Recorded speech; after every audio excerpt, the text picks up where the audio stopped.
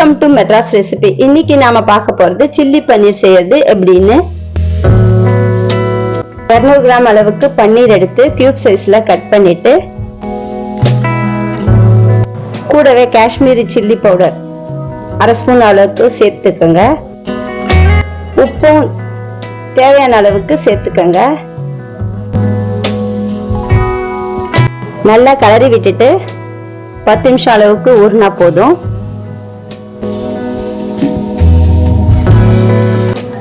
ஒரு பவுல எடுத்துக்கோங்க. அதுல கார்ன்ஃபிளவர் மாவு 4 ஸ்பூனு, மைதா மாவு 4 ஸ்பூனு போட்டு கொஞ்சமா தண்ணி விட்டு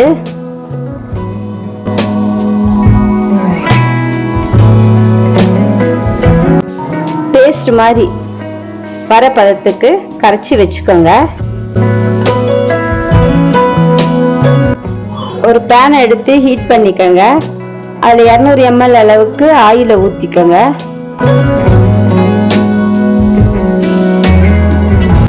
ஏற்கனவே ஊற வச்சிருக்கிற பன்னீர் எடுத்து இந்த கார்ன்ஃபிளவர் மிக்ஸ்ல டிப் பண்ணி கொதிக்கிற எண்ணெயில ஒவ்வொரு பன்னீர் பீஸையும் எடுத்து போட்டுக்கோங்க.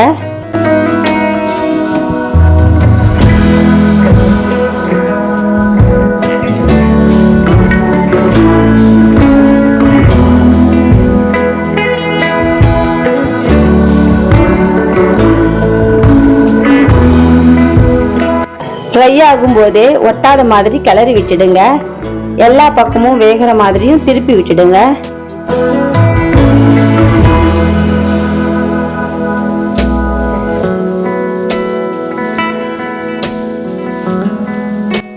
ஃப்ரை ஆன பன்னீரை எண்ணெயில இருந்து வடிகட்டி தனியா எடுத்து வச்சுக்கோங்க.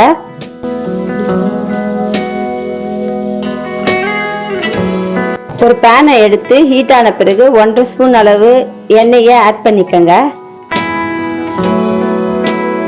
எண்ணெய் சூடானதுக்கு அப்புறமா 1 ஸ்பூன் நறுக்கிய பூண்டு,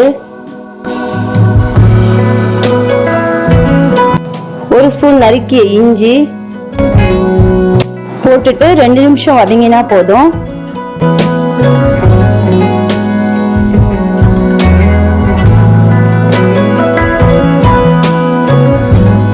கட் பண்ணி வச்சிருக்க குடமிளகாய் 1, வெங்காயம் 1, பச்சை மிளகாய் 2 சேர்த்து கலரி விட்டுடுங்க.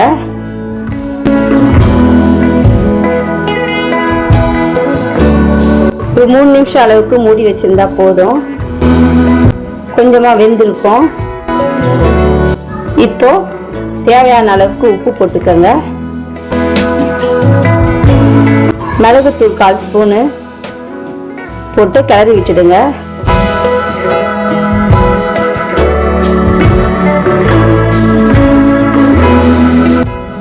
Soya sauce 2 spoon, red chilli sauce 2 spoon, tomato sauce 3 spoon,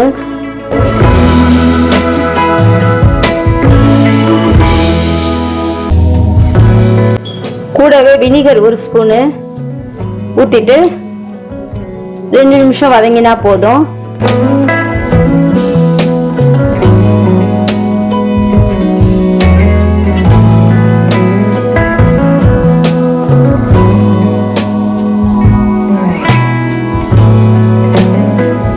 ஏற்கனவே பொரிச்சு வச்சிருக்க பன்னீரை போட்டு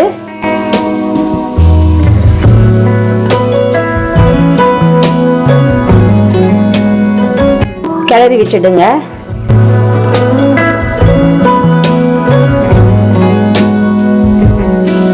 கார்ன்ஃபிளவர் மாவு 1 ஸ்பூன்னா 3 ஸ்பூன் அளவு தண்ணீர் சேர்த்த கலவையை இதுல சேர்த்துக்கோங்க.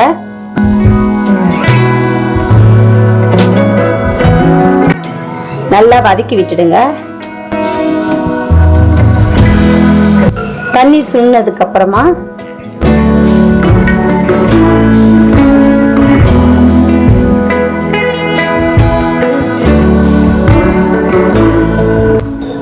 நறுக்கி வச்சிருக்க வெங்காயத்தாலையும் இதுல போட்டுக்கோங்க.